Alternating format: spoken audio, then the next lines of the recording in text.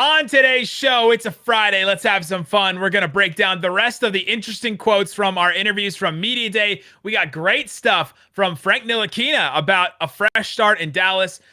Moses Brown talking about all kinds of stuff. Honestly, the surprise of Media Day for us, Moses Brown was our favorite interview. He really was. You're going to have to stick around to hear about it on today's Locked On Mavs. Doncic, and this is Locked On Mavericks podcast. Hey, Dallas Mavericks are NBA champions.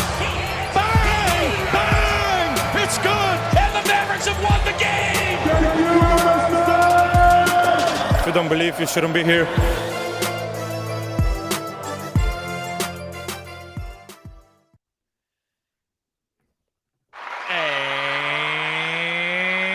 Welcome. You are locked on to the Dallas Mavericks. My name is Nick Angstadt, media member and coordinator for the Locked On Podcast Network. And joining me, as always, my co-host, writer at Mavs.com. The Friday Fiend, the One More Thing King. What you got for me, Isaac Harris? Well, the Mavs had the day off yesterday, so a good day off. You know, they didn't practice on Christmas. No, it's not Christmas yet. They took the day off. And, Come on, camp is back. They didn't in practice session on Christmas. on Friday. Not yet, they haven't. Guys, this is the last podcast of Media Day, training camp week. Next week, we have a first preseason game. Like where did the offseason go? Where did it go? Oh, guess what? Day it is. Soon it will be. Guess what day it is. All right. Thanks for making Locked On Mavs your first listen every day. Remember, Locked On Mavs is free and available on all platforms, including YouTube at Locked On Mavs, where all of our training camp interviews are available in full. You can go watch those. And we're also doing compilations of some of the best stuff. I just put one about what every single player said about what team success would be or what success would be for this season. Really interesting to hear all of them back to back to back to see where everybody's headspace is at. So go check it out. Locked On Mavs on YouTube. All right. We're getting into the rest of our interviews, some of the most interesting comments that we heard in our interviews on Media Day. Again, if you guys haven't been checking with us, we got a station at Media Day. They brought all the players to us. We got everybody except for Kristaps Porzingis. And so we got tons of interviews, tons of sound, all that kind of stuff. So we're going to talk about Frank Ntilikina today. He had a couple of interesting answers to us. It was the first time we had met him and talked to him and sat down with him. We also, first time we sat down to talk to Moses Brown. Moses Brown talked about working with Tyson Chandler. He talked about, the big man competition and how he views it and all that kind of stuff. And then we'll hear from Josh Green as well. So kind of doing the young guys up top. And then we'll talk to Dorian and Maxey at the end about a couple of updates from them. Pretty much the whole roster. So the good answers we thought they had. And we've gone through pretty much the whole roster at this point. So, all right, let's start right away because we got a whole bunch to get to. Let's start with Frank Ntilikina. Frank Ntilikina is kind of interesting because he's coming in and he's not guaranteed a roster spot at this point, right? The Mavericks have 16 players on the roster, plus all the training camp spots too. So he's not guaranteed roster at this point. But I have a confession. Ooh. I'm drinking the Kool-Aid. I'm drinking the Frank Kool-Aid. I don't know why. I'm here for it. I want him on the roster. I want to chance it. It was after this answer, I believe, that you were drinking the Kool-Aid. So here is Frank Ntilikina talking about a fresh start in Dallas, and this is why Isaac is drinking the Kool-Aid on him. Why the decision to come to Dallas? What was the calling card? Was it Luka, what he told you at the Olympics? Did you recruit there? Like, why Dallas? Why Dallas? Dallas, I feel like, the will of the organization to go in the same, I'll say, state of mind as I was, finding a new challenge, finding a new environment, and having a new and fresh start. It was kind of the same thing. We had the same ideas. Also, Dallas, I'm familiar with the city. I've worked out here multiple times. I know a little bit of the city. I know also a lot of the players on the team, obviously. The coach was also a big reason I wanted to come here. And of course, the challenge and where Dallas was at last season, where I think also I could take my game to and learn with the by side of course Luka, players like him, players like KP. So yeah, overall, just the challenge is amazing. And when I saw that opportunity and their will to have me here, it was a no-brainer. There was also a report from the New York Post, Mark Berman, who is really close to a lot of Knicks stuff, that Jason Kidd was the one specifically that was pushing for Frank Ntilikina. So it's interesting that Frank mentioned coach was really kind of in my corner, trying to bring me in and add me to this roster. Yeah, I love that. I love what he said about, kind of the new start. Yeah, just he's so soft spoken, and that was us just trying to get to know him too there in those few minutes and chatting with him. But I just this is where he's at. Like I asked him a little bit after that, like, do you see this as like a defining moment, like a turning moment in your career right now? And it is. I mean, we just saw a report a few weeks ago of like, oh man, this team in in Italy or whoever it was is interested in Frank Ntilikina, like a team overseas. And it's like, is Frank really gonna have to go overseas right now and not be in the league? And I'm glad he's getting a shot in Dallas. If it's just training camp, we'll see. But I want to see him get some solid minutes in the preseason. And yeah, his defense, and I don't know, there's just I could be just completely off base on it, but I'm here for him. As he walked out of the interview room with us, tell everybody the thing that you told me, because one of the things that we enjoy about being credentialed and being around the team and seeing guys in person and up close is you really see, like, okay, Moses Brown is gigantic. He can see eye to eye with Boban, basically. Like, he is a giant person. Boban, obviously a giant person. But tell them what you told me about Frank Ntilikina when he walked out of the room. I think I just looked at you and I said, my God, his wingspan's insane.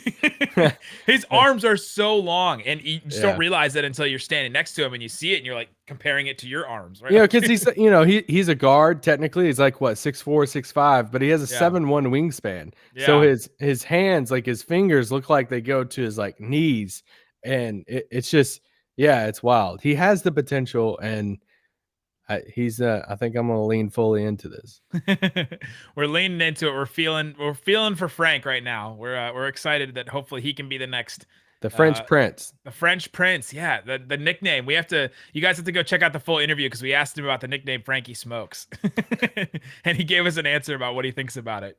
All right, this one is also from Frank Ntilikina about draft night. We wanted to go back to draft night when he was taken, and the Mavs were connected to him. There's that picture of him and Mark Cuban, so we asked him about that night. When you go back to your draft, there was a picture that came out, you and Mark Cuban, stuff before the draft.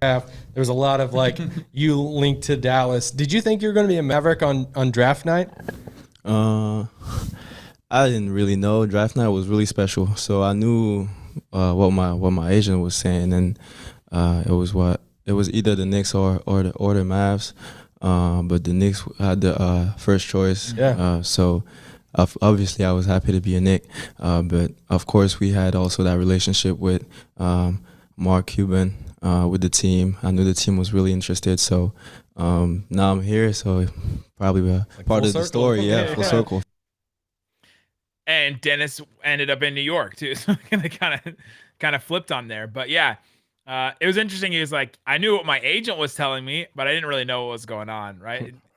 Just wanted to see how it's like, it's such a special moment for him. He wasn't getting all caught up in the, where am I going to go and who's wanting me and all that kind of stuff. It's interesting to think about the parallels where we're all thinking on our side of it. And he's like, I just am excited because this is a huge night in my life. But, and it's also confirmation too. We've talked about this on the pod that storyline around then, it kind of turned into all Dallas smoke screen, their interest in Frankie smoke screen, their interest in Nilokina to get New York to take him and all this stuff. I'm like, Dallas was interested in him. They liked him. And to hear even Frank talk about it too, is like, hey, I know that they like me. I knew it was going to be New York or Dallas, one of those two. So unless they fooled everybody, Isaac, they lied to Frank. Fooled everybody. But no, it is pretty wild. Now, I mean, how ironic, right? Frank and Dennis are on basically both training camp deals right now. So who's going to make, will both of them make the roster? Will one of them, neither of them? So we'll see. Yeah, it's going to be really interesting to see which one of them. But yeah, so that's Frank Ntilikina. We're excited for his potential. We think he can be, the serviceable guard off the bench that comes in spurts and fills in when they need a defensive lineup. Josh Richardson, Frank Ntilikina. I mean, yes. The defensive guard. I mean, yes. Right? Like it seems to be that. How ironic, though. What if Frank turns out better than the other two? whenever That would be great. you give DeLon Wright a 3-year contract, you get Josh Richardson in here in a trade, and it's like, and then bam, the cheapest option of all of them. What if he turns out better than both of them? That would be awesome. I would be so down for that. That would be an incredible find for the Mavericks. And he could... and speaking of Moses Brown, we're about to talk about Moses Brown. What if Frank and Moses Brown are like hits? What if they're hits, and now you have, I know it's a long shot, but then you have Frank and Moses Brown as like decent players on super cheap contracts. Like that would be something that would be crazy for the team.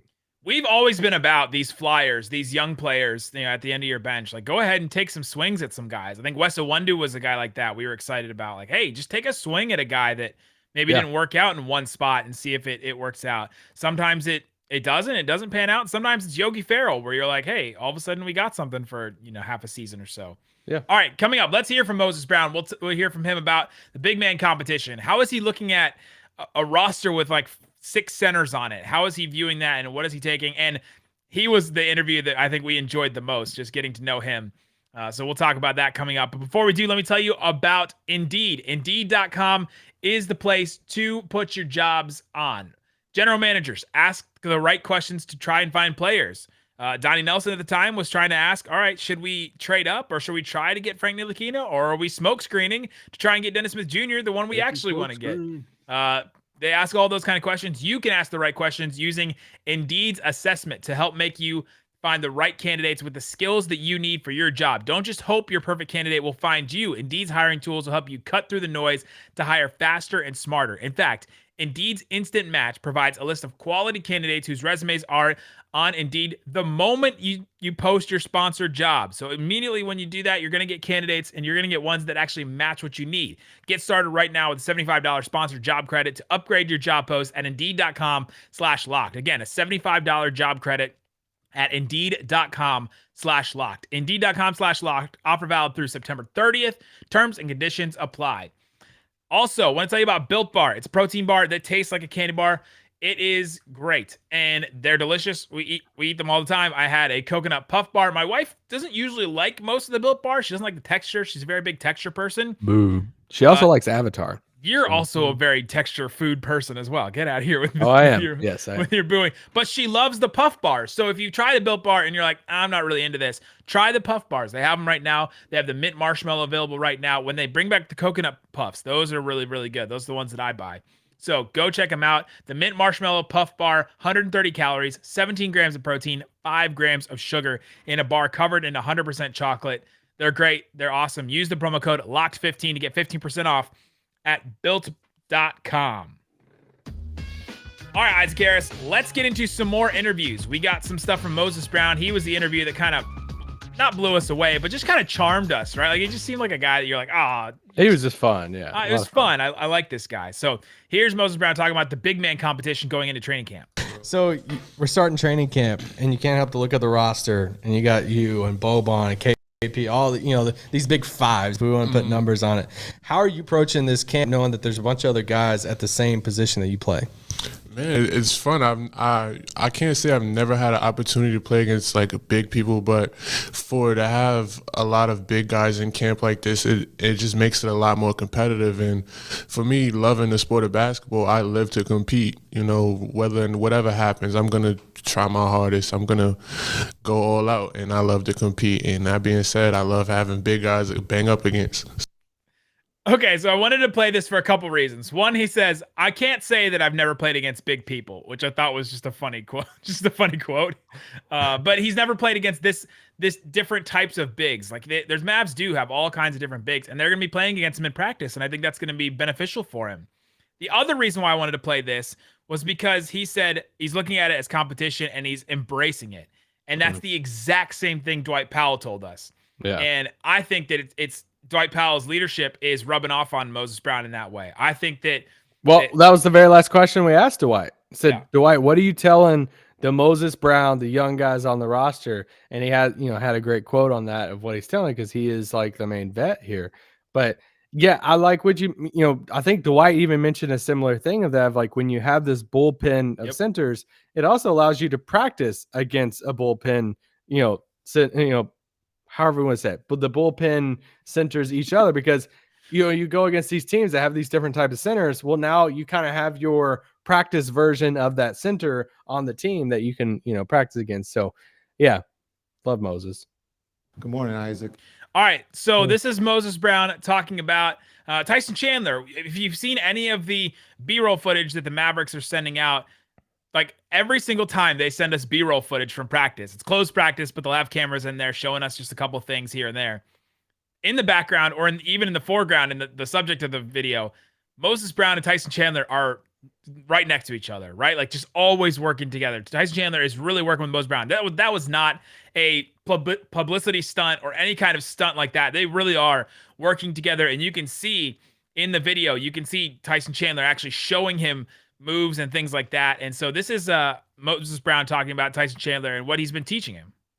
It was reported that you were working out with Tyson Chandler. Tyson Chandler was working with you. What's something he taught you specifically about defense, about the game, about one thing we've been big on is our positioning. So just being in the right spot before it happens. You know what I'm saying? The guy, for example, the guard is driving baseline, being in that charge circle, being in between him, the ball, and the rim. So making my job a lot easier. And that's something from a vet who's actually done it and won games doing it. So it's nothing but love. So I think that quote is awesome because when I had Rylan Stiles on, Locked On Thunder host, he talked to us about Moses Brown. He watched Moses Brown when he was with the Thunder a lot and said the guy just does not play defense well. He just isn't in the right spots ever and just is not, is not a good defender at this point in his career. Moses Brown told us that he wants to be a Rudy Gobert type defensive player. That's a goal for him in his career. Now, Gobert. You can say that's obviously far-fetched, but working with Tyson Chandler, that's going to help the defensive IQ. That's going to help him learn stuff. And if he can learn just to be in the right spot, that'll improve him leaps and bounds. And so I thought that was a really important thing.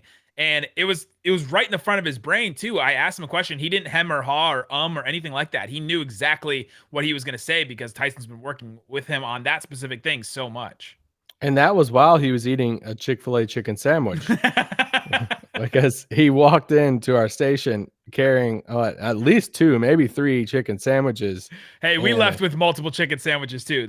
We did. And our initial joke was like, hey, did you bring us one? And, but no, he finished the sandwich and hopped in our station and we were the last one for him. But no, I mean, yeah, I feel like I'm a broken record talking about how much I love Tyson being there, and it's really cool for them to work together. I have a theory. Where's the sound drop? I have a theory. It's not really conspiracy. I'll do it because it's been a while. I got a theory. Ready. I think Dwight Powell is, if I'm going to go a football analogy, Dwight Powell is Andy Dalton as Justin Fields is to Moses Brown. I think they're going to put Dwight Powell out there to start the season because they don't want to throw. That's disrespect to Dwight Powell. No, it's not. Yes, it is. I guess, yeah. Well, Andy Dalton sucks right now. He does suck right now. I'm not going to say Dwight's going to suck, but I think that just the roles, let's just say the roles for these guys, right? Like, I think they're going to put Dwight out there to start the season so they can start the season pretty strong. But I think they're grooming Moses Brown to hopefully take that spot and to earn that spot. And that's why they're really pushing Tyson Chandler to work with him and doing all that. That's why there's music, right? That's why there's music. I just need to see him play in the preseason. I'm just not fully convinced, which I get. It's a new coaching staff and everything. I'm not fully convinced that like Moses is already ahead of like Willie and Boban, these guys like on as the backup 5. And we'll see. Because there's only so many like 5 minutes, right? Like it's not like KP's never going to play the 5. Like KP's going to play the 5 throughout the game. So when Dwight's not in the game, and if KP's not in the game, then maybe Moses. But like, if it's not, like, is he going to play over Willie? So I'm just really curious. I don't want us to get too ahead of ourselves that like we both love Moses now. Like, oh, cool, like Moses is so cool. And then like, why is he not playing? Is he going to turn into the new Josh Green of this year? Of like, why isn't he playing? Oh my gosh, Moses should be playing. And I'll be curious. Yeah, no, I'm not putting any expectations on it. It's a conspiracy theory, right? Like it's that they're trying to groom him to do it, and maybe he doesn't develop quick enough. But if he does develop quick enough, I think that they may make that change. That's my conspiracy theory. All right, so we've been talking about Tyson Chandler. We asked a bunch of Mavericks to name their Mavs all-time starting five, and so Moses Brown put Tyson Chandler. We heard Moses Brown put Tim Hardaway Jr. in on yesterday's show, and then got Tim Hardaway's reactions. Go listen to yesterday's show if you didn't hear that. But here's Moses Brown talking about. Oh, actually, this is different. This is you asking Moses Brown about 2011 and about we're on the Tyson Chandler conversation. Yeah. About 2011 and what he remembers from it, and this was just a great answer. 2011, Mavs won the title. Mm-hmm. How old were you then? I was 11. Do you remember anything about it? I do. I remember it. What do you remember about it? I remember who got MVP. Okay. And I remember watching every single highlight tape after that of Who that are guy. you rooting for? Look at his laugh. Yes. Yes. That's the right answer. We're gonna help you out with that one. Isaac with the "Who are you rooting for?" and just literally leaned in and looked into his soul, looked into Moses Brown's soul when he said, "Who are you rooting for?" And Moses Brown just lost it. He genuinely, I laugh about his laugh because that was the most genuine laugh of the whole day. That was great. But yeah, it was cool that he remembered that and he went back and watched some stuff. But yeah, just who were you rooting for from Isaac? It was great. All right, coming up, let's hear from Josh Green. We'll hear from Dorian and from Maxie at the end. Josh Green has an awesome Tyson Chandler story. It's all nobody knows it for all I know. I don't think anybody knows this story about Josh Green and Tyson Chandler, so we're going to share it coming up. But before we do, let me tell you about betonline.ag. It's the fastest and easiest way to put down some money on sports. You want to bet? You want to gamble? You want to put some money down? Ooh, you're feeling good about the Cincinnati Bengals win another game? Let's go 3-1. Are you feeling good about them? You can put some money down on them if you'd like to. You can put some money on the Dallas Cowboys. Ooh, the line has moved. Oh. Dallas Cowboys at home against the Carolina Panthers. 4.5 point favorite now. What was it, 5.5 before? It was 5.5 before. Dude, I think it was 6 at one point. I think it was 6 at one point. Yeah. Dude, Cowboys are going to stomp them. Okay, so there you go. The Dallas Put money on it right now. Bet on the Cowboys. Go put money down on the Dallas Cowboys if you want. Use the promo code LOCKEDON. You'll get a 50% welcome bonus with your first deposit. Bet online, your online sportsbook experts.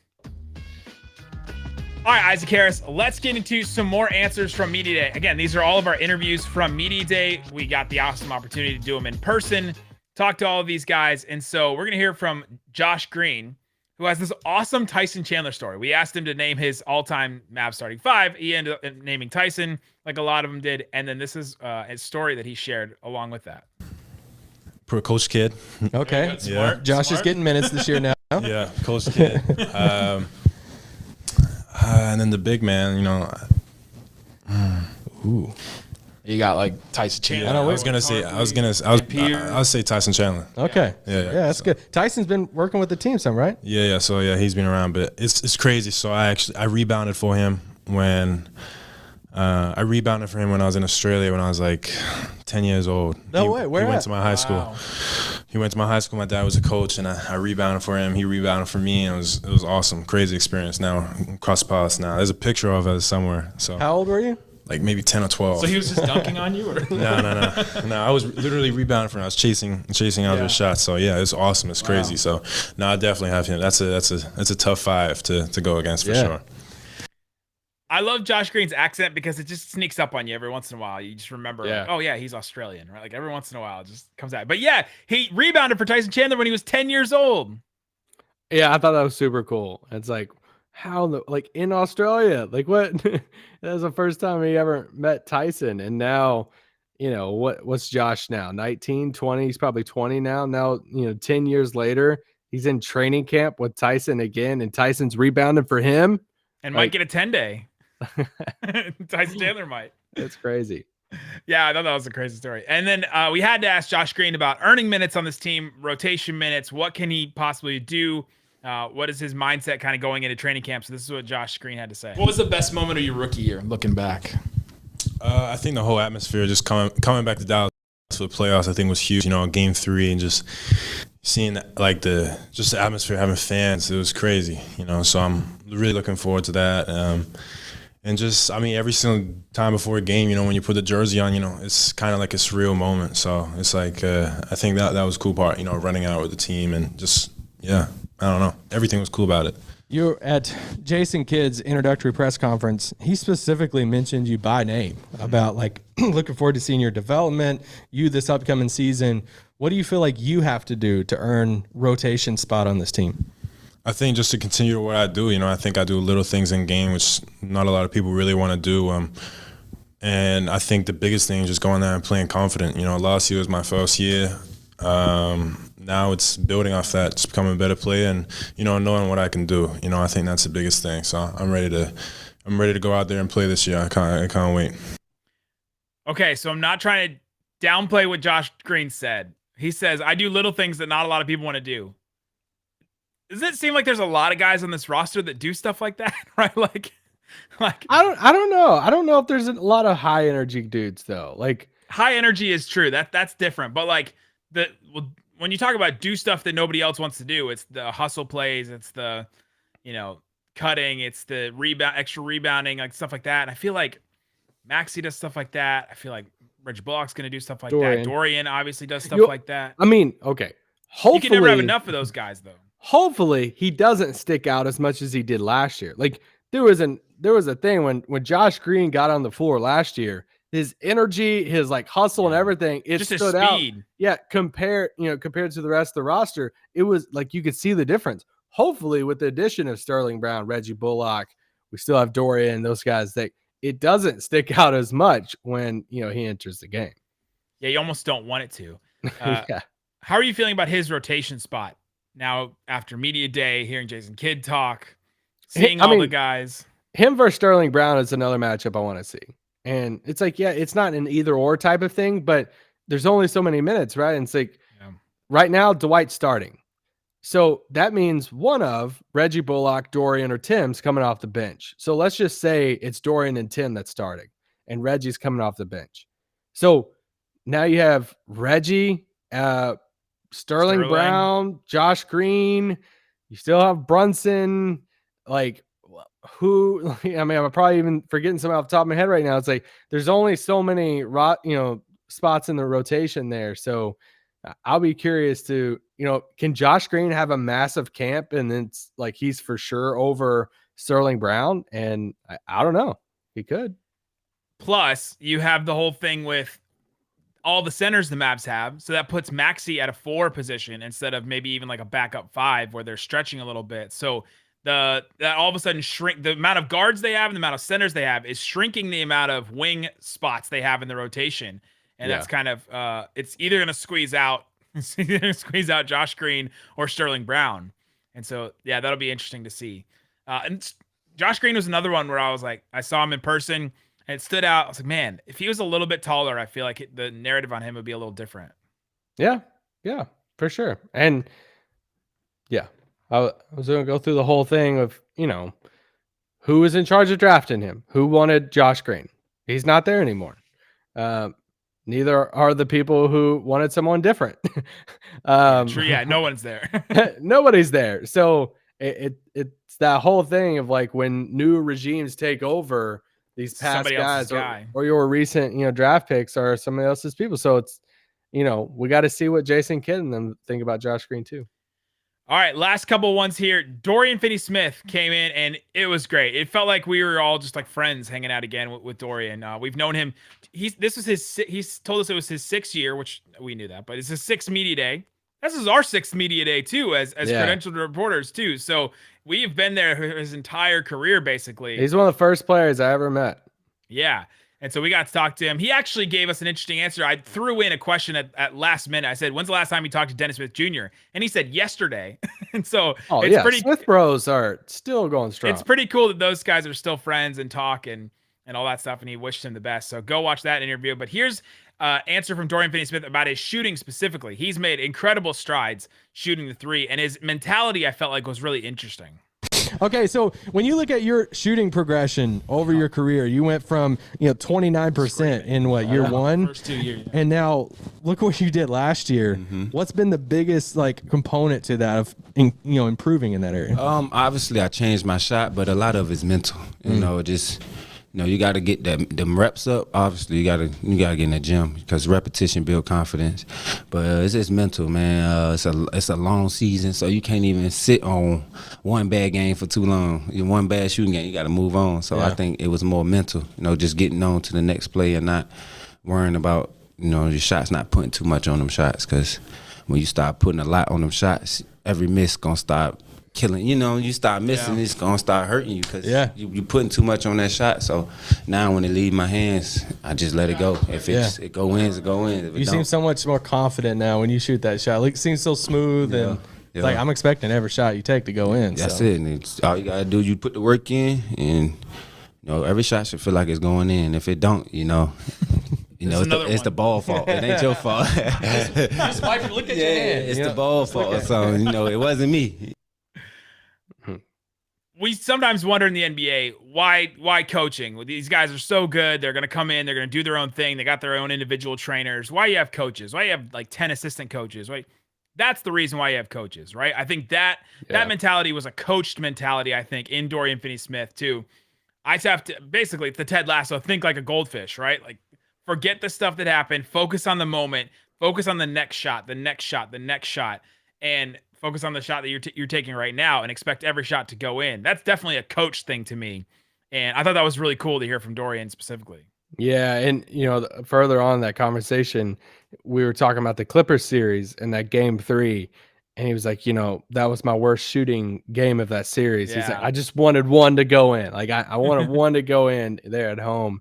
And it's cool seeing a guy like that we've seen progress so much, and his career so far is such a unique story of, his rookie season being undrafted and Dirk getting hurt and then him filling in and playing as many games as he did. And now where he's at now and I think one of the storylines for him is, it was last year a fluke, or is that who he is now?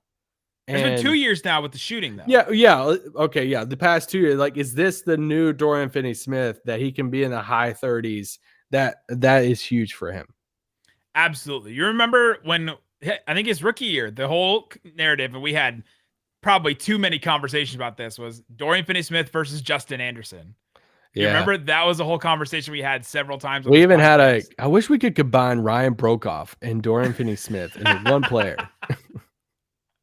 And now we kind of got that player. Yeah. Maybe not off the move as much as Brokoff could, but yeah, great to see Dorian. All right, last one here. Maxi Kleba. We asked every single player, what would you consider a successful season? I kind of left it ambiguous. Team success, personal success. I wanted to see what they said. And Maxi's answer was really interesting because he pointed to the head of the snake, and that's Luka. I mean, successful season.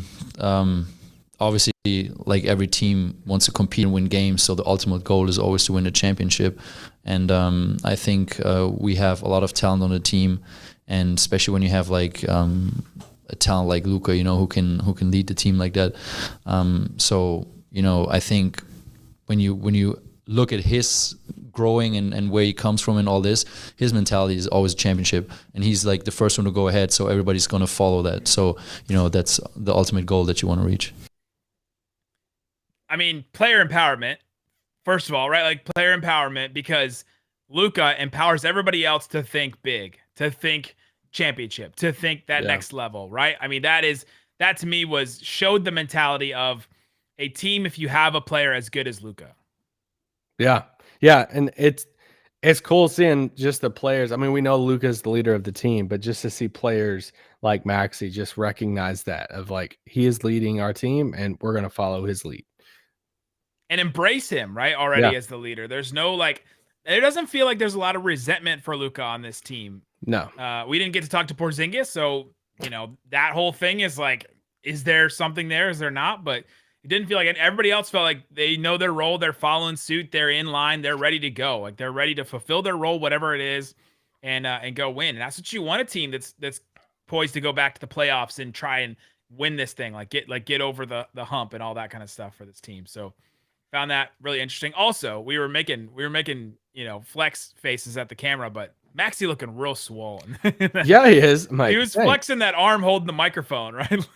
It's like that is like Rambo. Like What's the Mr. word Stallone. for gun city in in German? Gun show. Oh my gosh. So there you go. Those are some interviews. We got so many more moments. There's like the whole Boban interview is worth going to watch. It's pretty interesting. There's a lot of good moments from a lot of our interviews. Go check them out. There's on a playlist on our YouTube channel, Locked On Mavericks on YouTube. Again, if you didn't listen yesterday, we passed 1 million views on our channel. Thank you, everybody. Appreciate everybody that has listened, that has watched, that has hung out with us, that subscribed, that found us because of the YouTube channel. Thanks, guys, for finding us on YouTube. Subscribe. The podcast links are all in the description of the podcast. Follow us on Twitter. Guys, thanks so much for listening to Locked On Mavs. Peace out. Boom.